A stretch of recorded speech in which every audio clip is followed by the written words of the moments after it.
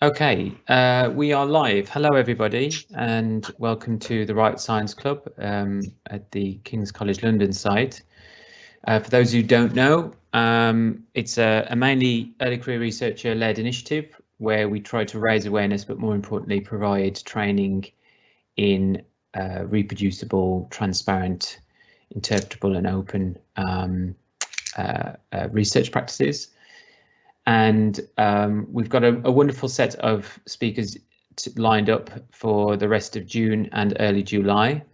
You can check those out on our website, www.rightscience.co.uk. And if you do miss any, which is highly likely because we're all crazy busy, you can check out our YouTube channel, and all of our videos are uploaded. We've got a 2-for-1 showing this week. Tomorrow we have a speaker at the Durham site, so do check out that speaker. They will discuss qualitative research in open science. I've been requested to tell everybody the newest member of the Right Science team, so let me go and get him in 1 second.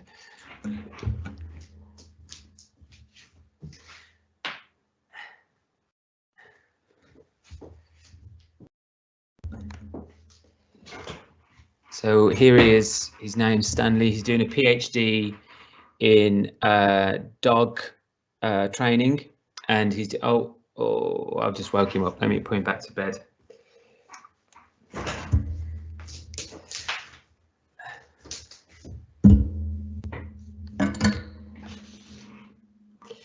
Yeah, he's very unsatisfied with the reproducibility of treats given to him.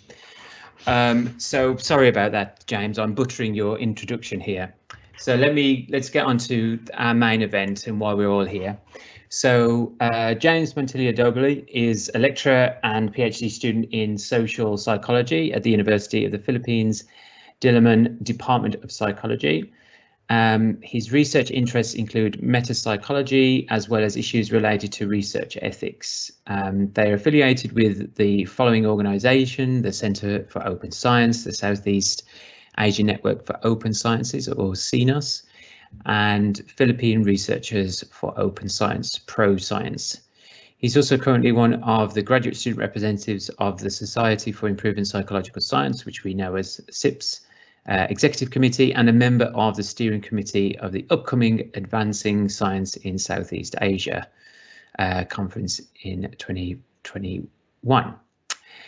And you can find him on his website, and we will give links as well to his Twitter account. Thank you again, James, for joining us today. We know that time zones can be quite tricky, so thanks so much for joining us, and the floor is yours. Hi everyone. Hi Sam. Thanks again for having me. So I won't be introducing myself because Sam already did that, but I will be presenting this paper entitled "The Producibility Crisis in Philippine Psychology: A Replication Crisis in the Meeting." So I'm the lead author of this paper. My co-authors are Christy Tisho and Jose Antonio R. Clemente and Pauline Ray C. Domingo from the same department and obviously the same university. So this is me, just to give everyone a look at how life was before the pandemic and how I looked before then. And yeah, let's get to it. Just to give everyone a brief introduction of what psychology in the Philippines is like.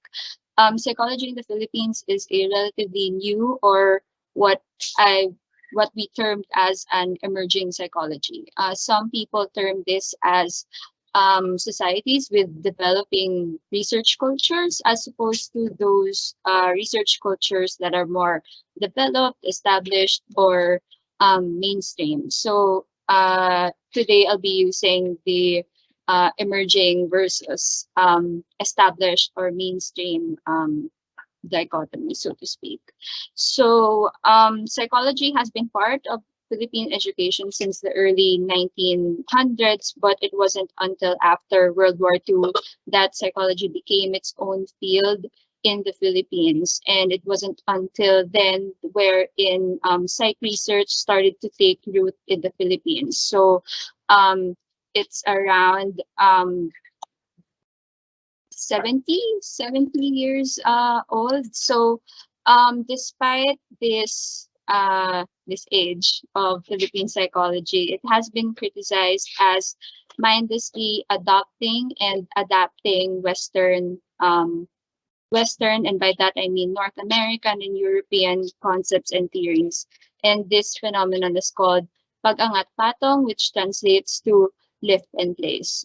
So there have been rather a few studies on metapsychology in the Philippines. One of the more notable ones is written by Alan Bernardo in 1997. So he describes the research culture in Philippine psychology as predominantly weak, if not completely absent. And he even goes on to suggest that it's a lack of resources that contributes to this phenomenon, as well as other factors like attitudes, beliefs, and existing structures or cultures that are either negative or unconducive to research. So if you want to know a little bit more about the culture, or rather the state of Philippine psychology, other studies include Bernardo 2002, 2007, as well as Clemente 2011. So yeah. Oh, there we go. I had a slide for this one. I completely forgot. Yeah, so as I mentioned earlier, this mindless adoption and adaptation of Western concepts and theories is called pag-angat patong, or just angat patong, according to Enriquez in 1992 and 2007. So in line with all of that, my co-authors and I wanted to know what the current state of Philippine psychology is, or specifically the state of psychology research in the Philippines. And because of my involvement with certain networks outside of the Philippines, and because of the ongoing global conversation on reproducibility and replicability, we also wanted to know whether there is a replication crisis in Philippine psychology. So this study pretty much had like a um, two-pronged research question, essentially. So what did we do? So first off, we used our professional networks as well as social media, and we ended up surveying 119 respondents who at that time were completing their graduate studies in psychology, or have already completed their graduate studies in psychology. And most of these responses are from the quote-unquote top 4 universities in the Philippines. So whatever findings, implications, and conclusions that we got from these responses, we considered those as the upper bound, or a rather conservative estimate of the actual state of Philippine psychology and psychology research in the Philippines. So it was a survey questionnaire with open-ended questions, and these questions are, number one, what do you think are the most pressing issues in conducting psychological research? And number two is, what do you think are the most pressing issues in conducting reproducible psychological research?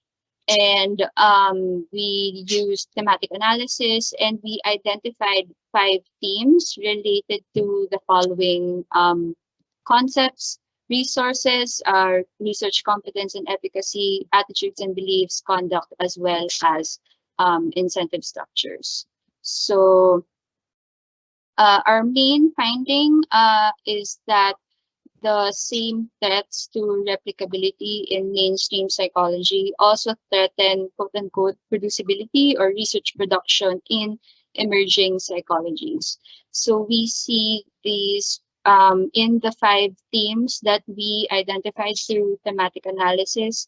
The first being lack of resources. So this is pretty straightforward. This was also something that Bernardo identified almost, I, yeah, a little more than 20 years ago. So this is basically lack of funding, lack of access to the literature, lack of access to measures such as scales, questionnaires, and so on, as well as lack of training on the whole. And then the second theme is poor research competence and efficacy, and this is in regards to all stages of the research process. So people have a hard time, or people are finding it difficult to um, come up with research from conceptualization and up until the dissemination stages. So there are a lot of questions that people want answers to, and I guess this is reflective of the lack of training that I mentioned earlier. So this also includes poor competence in terms of statistical data analysis as well as replication. And then the third theme is on prevalent research misconceptions. So an example of this is a bias towards positivist, post-positivist, or quantitative research methods. And this is something that we also see in mainstream psychology, in that there is that leaning towards quantitative research designs. Um, yeah. And the fourth theme is on unethical research conduct. So this not only includes questionable research practices, or QRPs, which I think a lot of us here are more familiar with, but um, people also brought up issues related to authorship, conflicts of interest, deception, informed consent, as well as plagiarism. And then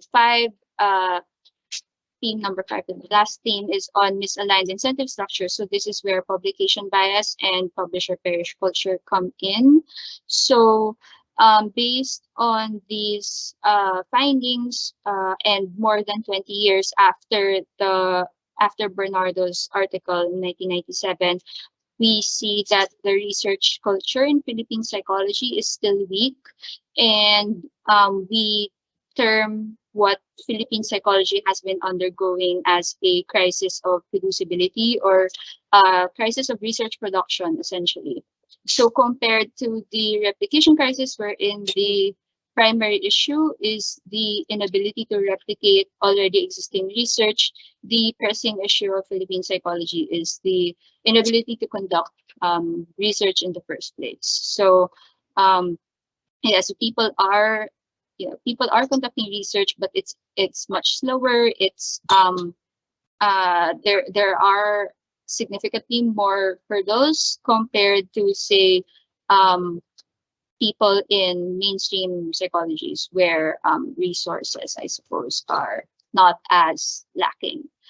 However, threats to producibility are not the only problem pertinent to Philippine psychology. So outside of that practical ability and the technical skills needed to produce research, we also see that people have attitudes, beliefs that are either harmful, unethical, and reflective of, say, a fundamental misunderstanding of the principles of scientific research. Other than these issues, we also see that that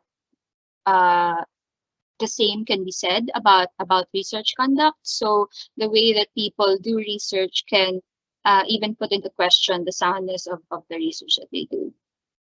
We also drew parallels between the producibility and replication crises and found an overlap. So as I mentioned earlier, some of the threats relevant to the producibility crisis, in fact, similarly threaten our replicability.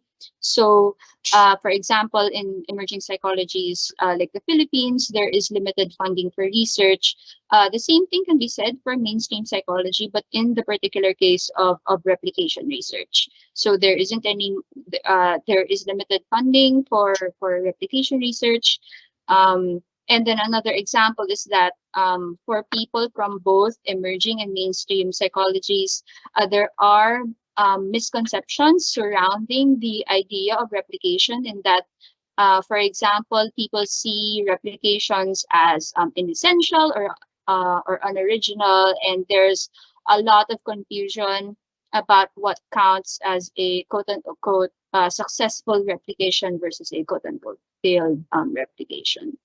So other examples of overlapping threats include a poor methodological design and statistical literacy, as I mentioned earlier, questionable research practices, and of course, publication bias and publish or perish culture affects affects all of us. So what does this all mean?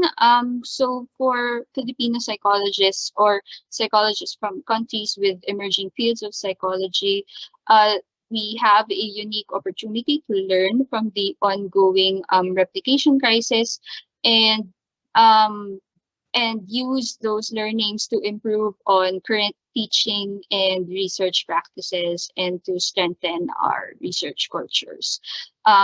For example, better teaching can address issues related to research competence and efficacy, attitudes and beliefs, as well as conduct.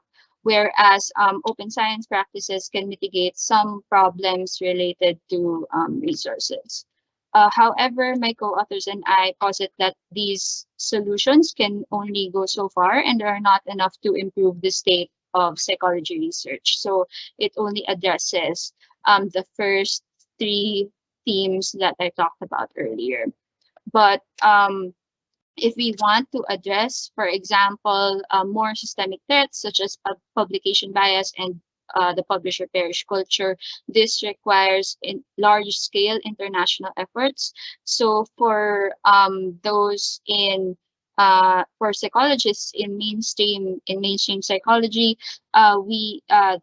they rather can help develop more proactive solutions for producibility and replicability while recognizing and involving those outside of the mainstream and predominantly Western conversation. So an example of such a solution is establishing better standards of research, writing and publication. And when we develop these standards, you have to keep in mind that those from countries whose research cultures are not as established tend to import these standards without question or critical thought. So psychologists from more established fields of psychology should be mindful of such power dynamics, and those from emerging between them and those from emerging psychologies when coming up with solutions to the replication crisis, and that these solutions must be inclusive and intersectional and take into account what I mentioned earlier, the diverse realities of psychology researchers worldwide. Yes, so that's that's pretty much it for this talk. And if you need to contact me, my contact details are in the slide. And I think Sam will link my contact details to everyone after this. Yes, I will do that. Thank you, James. Really interesting talk, I have to say. I think it's important that we don't forget that not all countries are running at the same speeds and have equivalent issues, and so it's really interesting to hear from this perspective. I do have a few questions of my own, so Sure. I'll exploit my chair's privilege. But if anybody does have any questions, please do put them in the chat. So one question is what research are you talking about here? Is it mainly just, is it psychology broadly, or is it a particular area within psychology that you focused on and that you're speaking to? Psychology more broadly. I think a lot of the respondents were not just from social psychology and personality psychology. There were a bunch from clinical psychology and industrial organizational psychology who answered the questionnaire as well. Right. And just to get an idea of what the sort of institutional makeup is in the Philippines, because something that I find increasingly is that from the UK perspective, which is what I know best, you have research focused universities, teaching focused universities, and then those that try to straddle the two. I mean, of course, there's a blend of the two types, but there's clearly some universities that are thoroughbred research focused universities. And I find that the open science sort of reproducibility conversation kind of lands quite well with those universities, whereas with more teaching focused universities, their focus is helping the student go through their degree, learn what they need to learn in order to develop their knowledge and skills for a career in academia or outside of academia. So the sort of reproducibility arguments from a research perspective, which they mainly are from, they don't really land any blows. And I just wonder, is it the same? So my question is, in the Philippines, is it mainly, although, as you described, the research culture is weak, or say the research infrastructure is quite weak and probably younger, let's say, is it that the universities are more focused on teaching, and one of the issues you might come across is that you're not going to get much cut through with those kinds of universities? Sorry, that was a very long-winded question, but I wonder if you could have a comment on that. Okay, so in the Philippines, or at least in the major universities, it's the latter. So it's a mix of both teaching and research.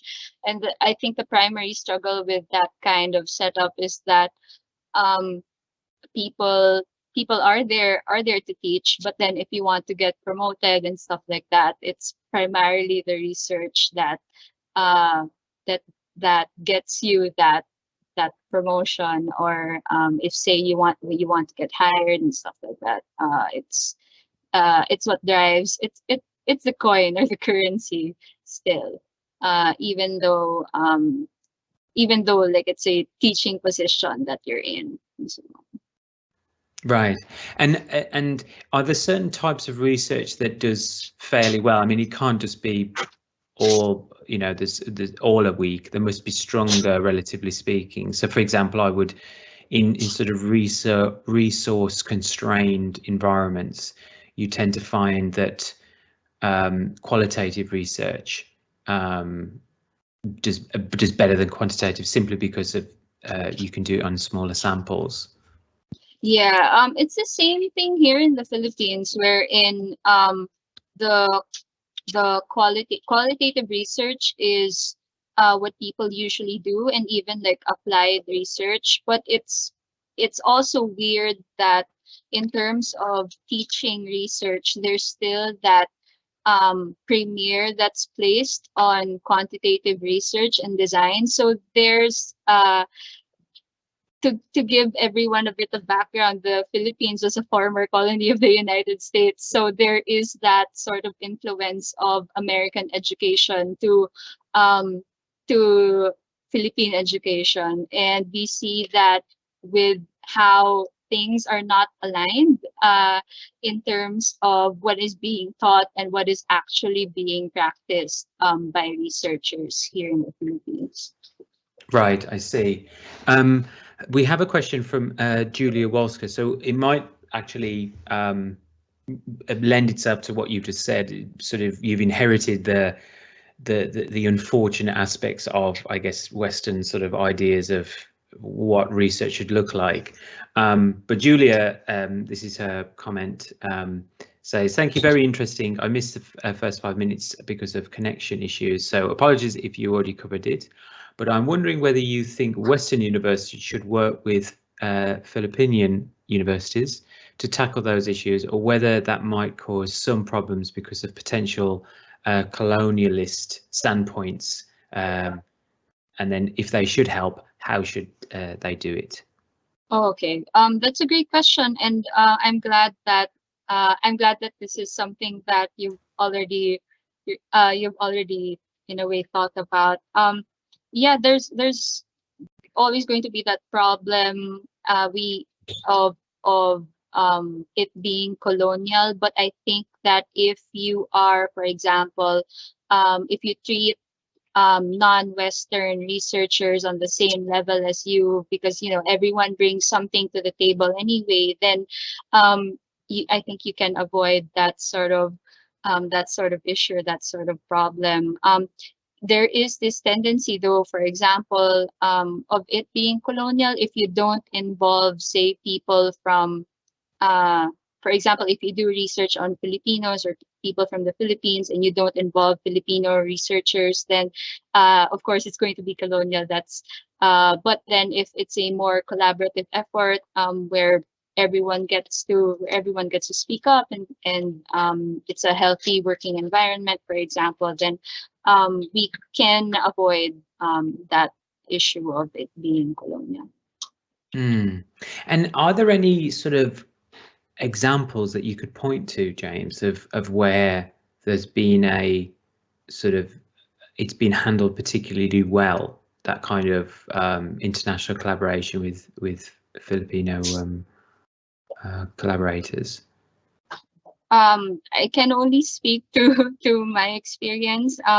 If you haven't checked it out, SIPS commissioned a global engagement report from the Global Engagement Task Force. So I was part of this task force, and Crystal Steltenpohl led it. So Crystal is from the United States, a white woman, but a lot, like many of the collaborators in the project, were not from the United States. So we have people from South America or Latin America. We have people from Asia. We have people from Africa as well. So in terms of that global representation, we had a lot of people. So there was a diversity of perspectives that came into the fold when we were talking about the report and writing it up and stuff like that. So I think that if people do want to prioritize people from outside the mainstream, then like we're here, but you should also do the reaching out, I suppose. Yeah. So this is on a sort of a researcher level. I wonder whether there are any university level things. You often get calls for international funding, say. So I know at King's they do a circular for collaborating with researchers in China, I think, and Hong Kong, particularly. But I wonder if there are any funding opportunities that reach out specifically or collectively to the Philippines that you're aware of. I think it's pretty limited so far. Like I think a lot of the funding is for STEM related fields. So here in the Philippines, psychology is not considered as part of STEM, so it's considered as under humanities and social sciences. So in terms of funding, it's pretty much limited. Yeah, I think that's all that I have to say on that end. I see. Right. Interesting. I have another question which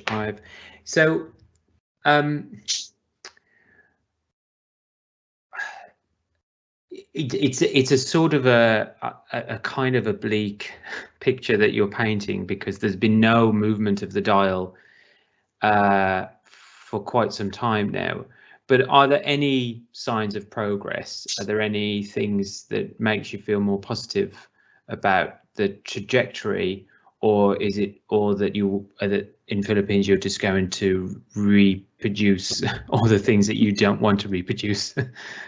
Oh, I think that there are people, like for example outside of the mainstream research pool, who are doing like um a lot of more progressive work. And I think what's great about my situation so far is that people that I've talked to, people, people with tenure, people with more connections and experiences about research, whenever I discuss with these issues of replicability and the replication crisis with them, they perceive it in like they're receptive to it, rather. So it's great that now, at least in my university, this is something that we talk about with undergraduate students and graduate students. So there is that push towards awareness of these sorts of issues. So that's always a good thing, right? And there are, for example, people um, who do like progressive work, like in terms of their research, the, that leans towards the more decolonial type of research or indigenous research. So movements towards those are promising. But I think there's a lot of work, a lot of work to be done, because it there's always more people that we could reach out to. Yeah, so that kind of leads me on to my next point, because I've sort of kept track of the thread that you made from because this is sort of the origin story of this talk. Was I saw that you were presenting at Amos, and a great conference, and I sort of kept tabs in a non-stalkerish sense, in a very collegial way, I should stress. But you were quite open about the difficulties you've had with the paper and the challenges that you've come and overcome. And one of the tweets that I remember, and I've managed to dig it out, was it was in December last year, and you kind of banging your head against the proverbial walls. And one thing that struck me, which is lending itself to what you just said, which is, so there's the crisis of producibility isn't news in to Filipinos. The replication is, but why should Filipinos care about that? So, I mean, have you thought of how to incentivize and motivate people to become less kind of what's the word, numb to the fact that there is this crisis? Right. So to, I think, give our viewers a little bit more context, there is that misconception that the replication crisis is just a US thing or a Western thing, and we don't have to care about it, essentially, because there are bigger and, I guess, more fundamental problems. But as I said, like, if we don't learn from these issues, then we'll end up replicating the issues of other people. So I think it's better to nip it in the bud, so to speak, instead of, say, us, for example, solving all of these bigger, more fundamental issues, but then not addressing these issues that have already come up in other places of the world. There how Yeah, so the question was, how do I get people to care? I think I've started with my students. I've started with my students, and they tend to be more receptive towards these ideas, because if they start early, if they start being aware of these issues early on, then this is something that they could that that's always going to be in the back of their minds when they do research, that when they do research or get into the research world or something like that.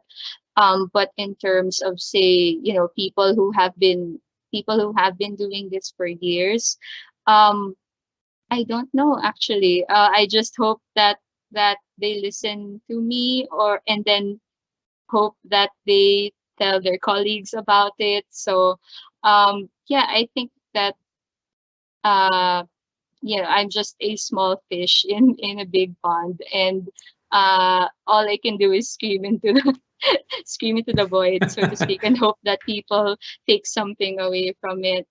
Yeah. No, well, you're doing tremendous work. I think it's interesting what you say. It's very difficult because there's so many different things that motivate people, right? And it's finding what tone and how much force to give to the arguments. I find that the biggest sell is actually that sort of the selfish reasons to work reproducibly. If you can make research, your work flow more efficient, if you can have more time at the end of the day to do other things, or if you can sort of even put yourself at a career advantage, I find that those arguments are far more compelling. And open science is rich with ways to make your research workflow better, even if it's just saving a JASP file. Or what I'm trying to encourage is when I do talks at universities, is if they can just incorporate JASP, something simple like that. But the students really enjoy it, and of course the satisfaction rates go up. But it's a small nudge, which I'm sure you're aware of. But it could be that maybe one plan of attack could be to craft those kinds of sort of selfish, interest motivated reasons to engage with this stuff that has a very Filipino focus, right? That is very specific to that kind of model. So that's why I was sort of asking, what are the strengths of the research that is conducted there? Is it this qualitative, and then you could focus on that stuff. But I find that those what's in it for me arguments are the most easy to sell. So yeah, I don't know whether you have any comments on that other than you 100% agree. Right, well, I think I've exhausted all of my questions. So what's next though, James, for you in your research? Because as you say, you are an early career researcher, and you've done this study to sort of set the groundwork of where the Philippines is at in terms of the research culture and the issues with actually building up research to be on the sort of world stage, if you like. So what is the next step for you in your research? I actually took a leave for a year leave in graduate school. So far my plan is to go back this year. Yeah. In terms of my research, nothing is set in stone, but I do plan on doing more metapsych related research in the future, and even possibly for my dissertation if I get the groundwork started. So yeah, hopefully also to push for I guess more qualitative metapsych research out there, to encourage it, just so people can see that there are many ways for us to do meta scientific work. So, yeah. Wonderful. Well, I wish you all the best. Thank you, Sam. Coincidentally, her name escaped me, but you brought it up. It is Crystal Stelton Pole. Will actually be giving a talk tomorrow at the Durham Right Science Club. Her talk is Transparency in Qualitative Research and Using deduce for coding. I hope I've got that correct. I'm not a qual person, but I think that's as good as I can get. But if you join in that talk, and I'm sure she'll pick on some of the points that that James has brought up. Thank you, James, very much for your time and effort on this talk, and for joining us way across the pond. I wish you all the best in your career moving forward, and everybody in the audience will upload the recording to our YouTube channel and put slides in all the usual places. And yes, I'll see you all for the next Rights Club, hopefully tomorrow. If not, then next week. Okay, then I think that's all. Thank you very much again, James. Thank you too. Okay, I'm going to stop.